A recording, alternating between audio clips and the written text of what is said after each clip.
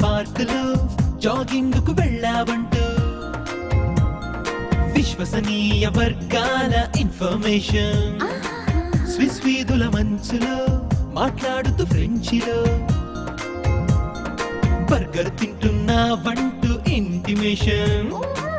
పాలకడలి అట్టడుగుల్లో పూల పరుపు మెత్తటి బిల్లో పైన పడుకునుండుంటావని క్యాల్కులేషన్ ఘనగోపుర భవంతిలో జనజీవన స్రవంతిలో నా వెనకే ఉంటూ దాగుడు మూతలు ఆడడం అనుకుంటా నీ ఇంటెన్షన్ బిచి బిచి బిచి బిచి బిచి